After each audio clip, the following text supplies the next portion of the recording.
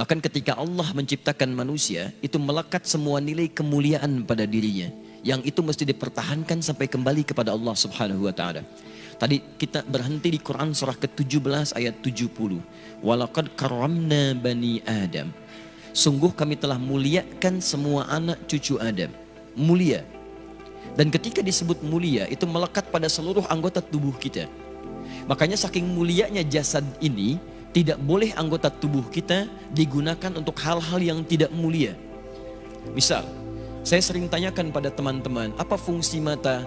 Kebanyakan orang mengatakan untuk melihat. Beda. Mata kita ini mata mulia. Karena itu ketika keluar tuntunan tentang melihat, itu penglihatan dilekatkan dengan kemuliaan. Kalau cuma melihat, hewan pun melihat. Dan tidak layak membandingkan mata hewan dengan mata kita. Karena mata hewan tidak mulia sekalipun melihat, maka itu dia tidak dihisab. Tidak dihisab, tapi mata kita dihisab. Saking mulianya. Quran surah 17 ayat 36. Inna sam'a wal basara wal fu'ada kullu ulaika kana anhu mas'ula. Sungguh pendengaran manusia, penglihatannya, bahkan apa yang ia fikirkan, itu akan dihisab dan ditanya oleh Allah Subhanahu wa Ta'ala. Makanya ketika mata Anda akan digunakan untuk melihat, kata Allah, saya tidak ridha kalau digunakan pada yang tidak baik. Turun Quran surah ke-24, surah cahaya. Mata orang-orang yang bercahaya akan berbeda dengan mata biasa. Ayat 30 untuk laki-laki, wa kullil mu'minina yaghuddu min absarihim. Katakan pada pria-pria beriman, kalau matanya ingin dipakai melihat, lihat yang baik-baik, yang mulia-mulia. Yang tidak mulia, palingkan. Yang tidak layak untuk dilihat, palingkan. Maaf, gambar-gambar kotor, pornografi, porno aksi, itu tidak mulia.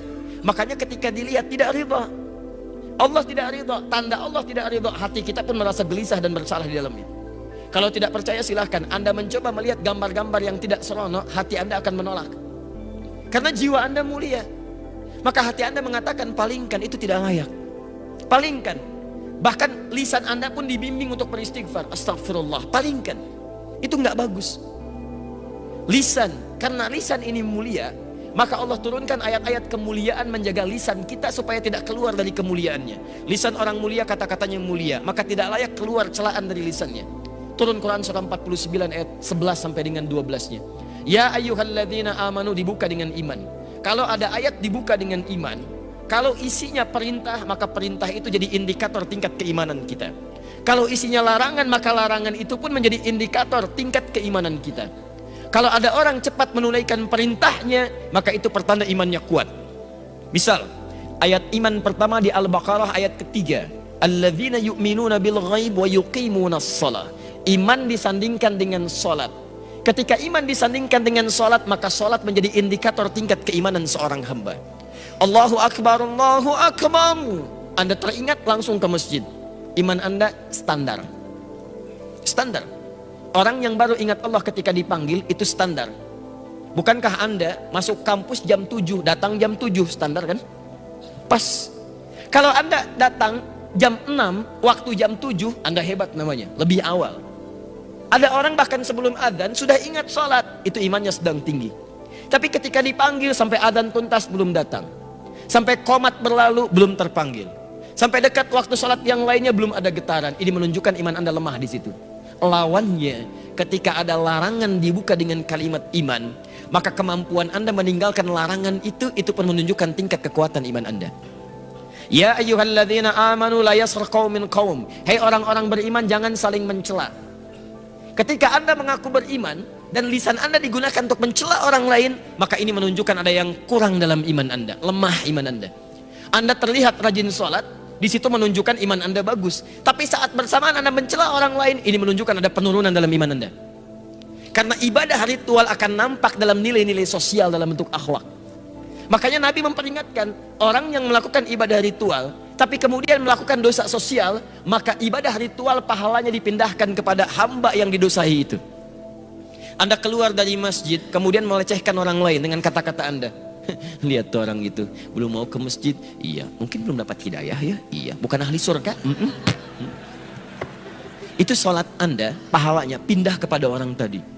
Tu'khadhu hadza min hasanati di hadis Muslim, wa tu'khadhu min hadza min hasanati. Diambil pahala ini dipindahkan kepada orang yang dicela. Anda katakan, alhamdulillah Ustaz, saya tidak seperti yang dibicarakan itu. Insya Allah tidak seperti orang-orang itu tuh Ustaz. Membicarakan orang lain aja pekerjaannya sama. Sama. Makanya ketika Allah turunkan larangan mencela, itu untuk menjaga kemuliaan kita, supaya kita tidak dihinakan oleh orang lain.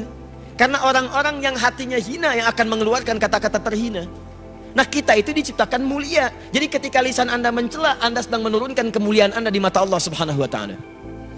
Catat itu baik-baik. Nah, sekarang persoalannya, ketika Allah muliakan Anda, justru Anda menyandingkan kemuliaan itu dengan hewan yang jauh statusnya. Maka ini merendahkan kemudian ketetapan Allah Subhanahu wa taala, itu yang sangat berbahaya. Itu yang paling bahaya. Yang layak kemudian diturunkan statusnya bahkan lebih daripada hewan, itu hanya orang-orang yang tidak mau mendekat kepada Allah Subhanahu wa taala. Sampai turun Quran surah ke-7 Al-A'raf ayat 179. Walaqad dzara'na li jahannama katsiran minal jinni wal ins lahum qulubun la yafqahuna biha wa lahum a'yunun la yubsiruna biha wa lahum adhanun la yasma'una biha ulaika kal an'am bal hum adall. Allah hanya membuat perumpamaan menyandingkan manusia sama dengan hewan, bahkan di bawah hewan ketika semua fungsi tubuhnya tidak mau menerima hidayah Allah Subhanahu wa taala. Diajak untuk mendapatkan kebaikan, akalnya sulit menerima. Dengar azan, tutup kuping. Melihat orang sholat, alergi. Kalau semua itu dibawa sampai menghadap Allah, maka kata Allah, status orang itu kalau tidak mau berubah lebih rendah dibandingkan dengan hewan. Lebih rendah. Lebih rendah. Maaf, sekarang ada orang-orang yang mengajak pada kebaikan, ngajak Anda sholat, ngajak Anda mendekat pada Allah, ngajarkan isi Quran, lalu Anda turunkan status yang menjadi sama dengan hewan. Ada yang salah dengan cara berpikirnya. Saya ingin sampaikan, kita mulai dari yang kecil-kecil dulu. Kadang-kadang kita membuat sesuatu yang tidak tepat dalam pandangan Al-Quran dan Sunnah Rasulullah SAW. Dan saat yang bersamaan uniknya Anda mengatakan kami ahli Quran dan Sunnah. Di mana Qurannya, mana Sunnahnya? Awas, hati-hati. Ketika Anda pintar dalam urusan dunia, tapi awam dalam urusan agama, kadang-kadang keawaman itu bisa menurunkan status kepintaran Anda sampai tidak bisa mencerna logika yang sangat sederhana. Ingat, pintar itu anugerah, tapi bodoh itu pilihan.